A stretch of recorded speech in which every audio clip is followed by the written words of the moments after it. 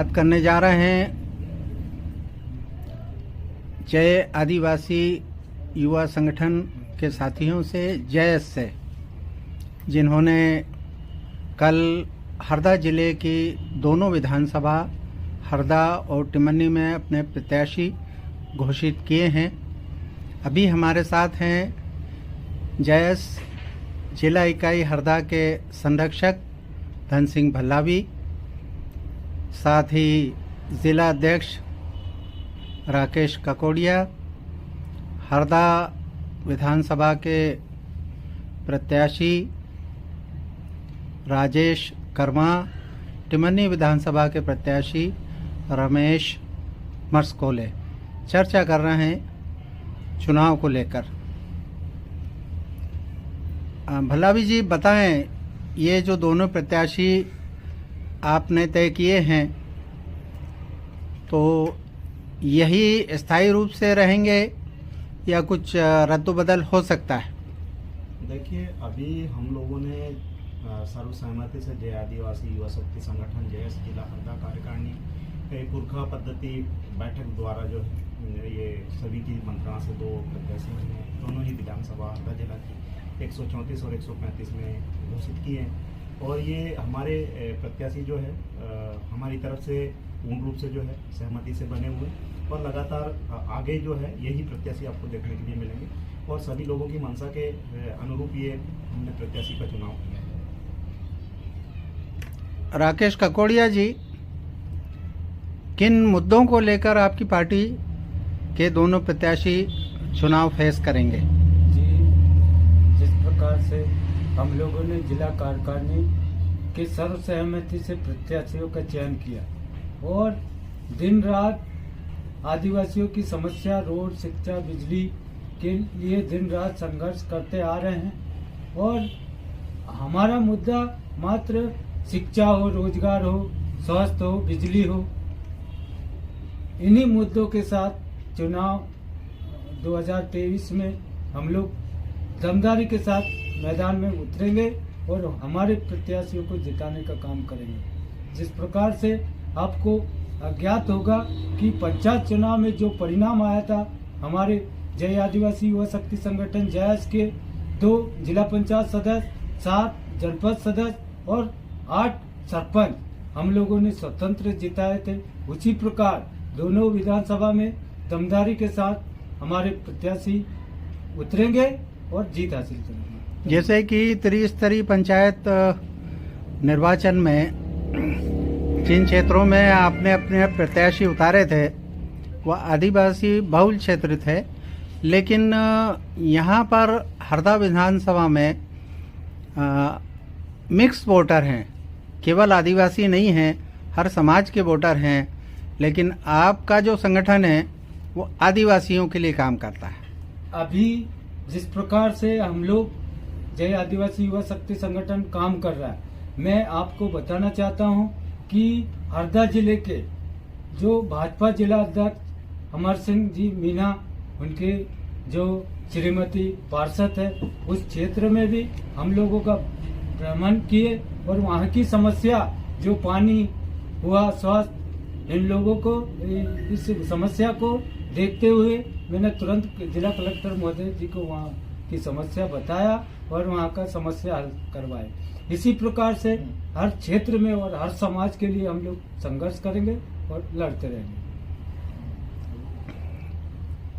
रमेश मस्कोले जी जो टिमनी विधानसभा से प्रत्याशी हैं, चर्चा कर रहे हैं जी, बताएं क्या मुद्दे रहेंगे आपके चुनाव में? नमस्कार। जैसा कि हमारे जिलाध्यक्ष महोदय ने बताया है, ग्रामीण अंचलों के मुद्दे हैं, बुनियादी सुविधाएं, स्वास्थ्य, शिक्षा और रोजगार। इन्हीं मेन मुद्दों को लेकर हम चुनाव मैदान में जाएंगे। सबसे हमारा मुख्य मुद्दा जो रहेगा वो पलायन को रोकना है। उसके लिए हम रोजगार के अवसर यहाँ पर प्रदान करेंगे। उसके लिए जो भी हमसे बन पड़ेगा, जो प्रयास करेंगे, हम सामूहिक रूप से हमारी जो संगठन है जयश, उसके माध्यम से हम आगे जो प्रयास करेंगे, रोजगार, शिक्षा और स्वास्थ्य, ये हमारे मुख्य बिंदु रहेंगे। टिमनी विधानसभा से प्रत्याशी के रूप में आपने कई बार प्रयास किए। पूर्व में हमने सुना है कि कांग्रेस पार्टी से भी आपने टिकट के लिए प्रयास किए, तो क्या कारण रहा आपको जैस के प्रत्याशी के रूप में अपने आप को घोषित करवाने का? जय आदिवासी युवा शक्ति, जैसा कि आप इसके नाम से ही वाकिफ होंगे, आदिवासी। जब समाज की बात आती है तो समाज को प्राथमिकता दी जाती है। समाज आदिवासी में आदिवासी प्रत्याशियों जो हमारी विधानसभा है वो आदिवासी के लिए आरक्षित है। तो जब मैंने पहले भी प्रयास किए हैं अन्य, जैसा आपने बताया, लेकिन जब बात आई समाज की तो मैं समाज के साथ खड़ा हूँ। धन्यवाद। बात करना चाह रहे हैं हरदा विधानसभा से जैस के प्रत्याशी राजेश कर्मा से। क्या मुद्दे रहेंगे आपके चुनाव में? नमस्कार, जय जवाहर साथियों। मैं आपकी न्यूज़ के माध्यम से जनता के बीच में अपनी आवाज़ पहुंचाना चाहता हूं। मैं हर वर्ग के लिए, जैसे जैस को आप देख रहे हैं, जय आदिवासी युवा शक्ति को, जैस जैसे वर्तमान में तो हमने कई आदिवासियों के मुद्दे उठाए हैं, और इसके बाद में अगर हम सत्ता में आते हैं तो हर वर्ग के मुद्दे कट टू कट उठाएंगे, चाहे शिक्षा हो, स्वास्थ्य हो, रोजगार हो। हरदा में कई ऐसे बच्चे हैं जिन्हें डिग्रियां तो हासिल कर ली, मगर आज भी वो किसानों के, अनपढ़ों के जैसे खेतों में पानी फेर रहे हैं। तो वो बच्चों का भविष्य कौन सुधारेगा?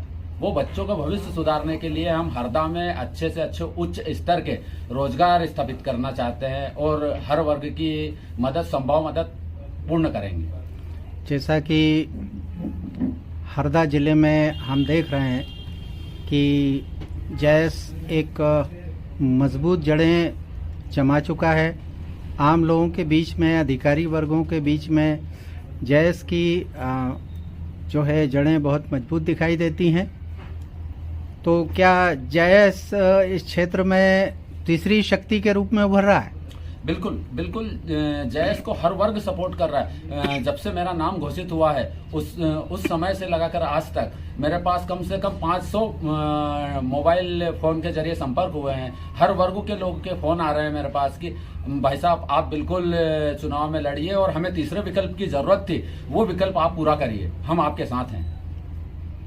तो इस क्षेत्र में ये मान के चलें कि हीरालाल अलावा, डॉक्टर हीरालाल अलावा जो है उनका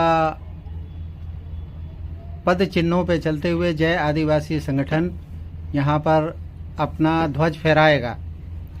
अब बात करने जा रहे हैं हम। मैं 1 मिनट आपसे इस बात का थोड़ा सा, लोग ऊपर में जितनी भी बाड़ियाँ हैं हमारी, वो सभी हमारे लिए सर्वमान्य हैं, और हम सभी का जो है प्रतिकार करते हैं, सभी का जो है इज्जत करते हैं।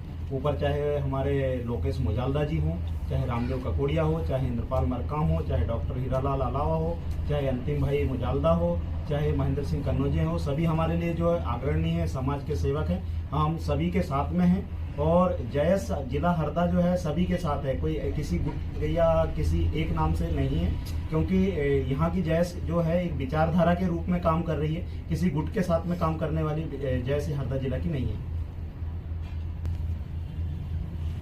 जैस के जिला उपाध्यक्ष,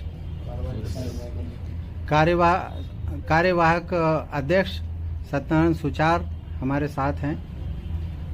जी बताएं जैस के बारे में क्या कहना चाहते हैं? जी, सबसे पहले आपके सभी दर्शकों को मैं प्रणाम करता हूं, जोहार करता हूं, और मैं बताना चाहता हूं कि मेरा नाम सत्यनारायण सुचार है, और मैं जय आदिवासी युवा शक्ति संगठन जैस का जिला कार्यकारी अध्यक्ष हूँ, और साथ में त्रिस्तरीय पंचायत में हम जिला पंचायत सदस्य प्रतिनिधि वार्ड क्रमांक 9 के रूप में चयनित होकर आए हैं। और हम जैस की बात कर रहे हैं तो आपको जैसे सोशल मीडिया के माध्यम से प्राप्त हुआ कि जैस ने, जय आदिवासी युवा शक्ति संगठन ने, कार्यकारिणी ने 2 हरदा जिले के विधानसभा में अपना प्रत्याशी घोषित किया है, जिसमें सम्मान्य हमारे क्रांतिकारी साथी राजेश जी कर्मा जी को 135 विधानसभा हरदा के लिए, और माननीय हमारे साथी रमेश मस्कोली जी को तिमरनी विधानसभा 134 के लिए हमने पूर्ण पुरखा विचारधारा सहमति से उनको आधिकारिक तौर पर प्रत्याशी उम्मीदवार घोषित किया है।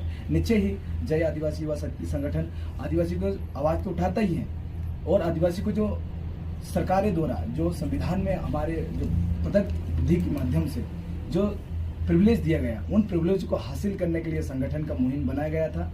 लेकिन जब तक हमने देखा कि सामाजिक तौर पर जब हमारे लोग वोट करने जाते हैं तो उसके अधिकारों के लिए कोई नहीं आवाज उठा रहा है। जितने भी जनप्रतिनिधि हैं 75 ईयर्स ओल्ड हो गए हैं, आज दिनांक तक जितने भी कानूनी प्रावधान हमारे संविधान के अंतर्गत आप जैसे देख सकते हैं कि पैसा कानून जो कि 1996 में बनाया गया था, लेकिन दुर्भाग्य की बात है कि मध्य प्रदेश सरकार ने 25 वर्ष बाद इसको इम्प्लीमेंट करने के लिए लागू किया गया, लेकिन इसको छठी अनुसूची की तर्ज पर लागू नहीं किया, जिसका भरपूर प्रयास हमारे जयस के राष्ट्रीय संरक्षक माननीय अलावा जी ने जो विधानसभा जो प्रश्न उठाए उनके जवाब में आनंद फानन में इन्होंने जो पैसे का कानून का जो रूप इसकी जो मेन भावनाएं थी उसको नकारते हुए उन्होंने इसको लागू किया है। लेकिन बड़े दुख के साथ कहना पड़ रहा है कि ये टिमंडी क्षेत्र है जहां पर आदिवासी बहुल है, उसके बाद भी 5वीं अनुसूची के अंतर्गत पैसा कानून को लागू नहीं किया गया है, जिसके लिए लगातार जयस संघर्ष कर रहा है। ये इवन यहाँ के तमाम जो हमारे दोनों विधानसभाओं में जो आदिवासी समाज है, चाहे वो एसटी, उसके बाद जो भी अन्य समाज वो एससी हो चाहे ओबीसी हो और सामान्य वर्ग के जो मजदूर वर्ग है, उनकी आवाज हमेशा उठाने का काम किया। इसके उदाहरण के लिए आपको बता देता हूँ, सराली के अंदर जो रोड चौड़ीकरण उसमें दरारें आने के कारण हमारे जयस के नेतृत्व में, हमारे अध्यक्ष के कुशल नेतृत्व में हमने वो ज्ञापन देने का काम किया और आज वो काम चालू हो गया। इसका भरपूर जो फायदा है वहाँ से ट्रैवल करने वाले यात्रियों को हो रहा है, सराली क्षेत्र को हो रहा है। लगातार हमने हत्याकांड जितने भी हुए, चाहे वो सत्यनारायण का मामला हो, चाहे अनिल मालिक जी का मामला हो, वहाँ पर भी हम लोगों ने पूरी दमखम से आवाज उठाई है। और जनहितों के लिए जो शिक्षा रोजगार, आपको ये जानकर बड़ी खुशी होगी कि पूरे मध्य प्रदेश के अंदर जो शिक्षा में शिक्षकों की कमी थी, हमने सबसे ज्यादा जयस संगठन ने इस मुद्दे को उठाया है। और इस बार 2021 से 2022 के बीच में 31,000 सरकारी शिक्षकों की भर्ती हुई है, तो कहीं ना कहीं वो जयस संगठन ने आवाज उठाई। इस कारण से जो स्कूल है वहां पर वो शिक्षक पहुंचे हैं। और इसमें भी और एक बात करके ऐड करके आपको बताना चाहता हूं कि अधीन जाति कल्याण विभाग में जहां पर करीब हमारे 90,000 वैकेंसी खाली है, उनको वर्तमान मध्य प्रदेश की सरकार को झुकना पड़ा। उन्होंने करीब 20,000 अधीन जाति कल्याण विभाग में भर्ती किया है और अपनी सेवाएं इस समय संगठन के माध्यम से और रोजगार के माध्यम से आज वो शिक्षक वहां पर सेवाएं दे रहे हैं और हमारे बच्चों को जो बुनियादी शिक्षा है वो मिल पा रही है। जिला अध्यक्ष राकेश ककोड़िया कुछ और बताना चाहते हैं। जी बोलिए। जी, जिस प्रकार से रोजगार की बात हो, शिक्षा की बात हो, और आपने पहले ही एक क्वेश्चन किया था कि हरदा जिले में सामान्य लोग, आदिवासी वोटर बहुत कम है, आप कैसे जीत पाओगे। उसके लिए मैं आपको बताना चाहता हूं कि जय आदिवासी युवा शक्ति संगठन ने लगातार हर समाज के साथ, जो भी समाज हो जिनके साथ भी शोषण हुआ, उनके साथ खड़ा रहा, उनके हक अधिकार के लिए लड़ने का काम किया। और आज जय आदिवासी युवा शक्ति संगठन की पहचान हरदा जिले में टॉप पर है। और मैं बताना चाहता हूं कि मध्य प्रदेश शासन के द्वारा जिस प्रकार से भाजपा की सरकार है मध्य प्रदेश में, लेकिन यहाँ की जनता इस समय समझ चुकी है, क्योंकि जिस प्रकार से इन्होंने विकास यात्रा हो, विकास यात्रा को एक विनाश यात्रा बता दिया। आप पूरे जंगल क्षेत्र में जाके देखिए, वहाँ ग्राम पंचायत 5-5 साल से नहीं खुल रहे, कुछ गांवों में स्कूल की सुविधा नहीं है। एक गांव जो हरदा जिले के कालिया खेड़ी, जो खिड़किया तहसील क्षेत्र में है, वहाँ पहली से लगाकर 8वीं तक बच्चे पढ़ते हैं, लेकिन वहाँ स्कूल भवन नहीं, क्योंकि माननीय कमल पटेल जी ने जिस प्रकार से विकास के नाम पर ढिंढोरा पीट रहे हैं। लेकिन मुझे ऐसा लगा वहाँ जाकर कि 1947 में देश आज़ाद हुआ, लेकिन वहाँ आदिवासियों का मकान 90 मकान है और सामान्य कास्ट के अन्य कास्ट के लोग भी वहाँ हैं, लेकिन वहाँ अभी तक स्कूल भवन नहीं है। और वहाँ अतिरिक्त कक्ष 2 बना रहे, लेकिन 2 साल से पेंडिंग है, नीचे से टूटते जा रहा है। तो मुझे नहीं लगता कि यहाँ विकास हुआ और आदिवासियों का विकास कभी नहीं हुआ।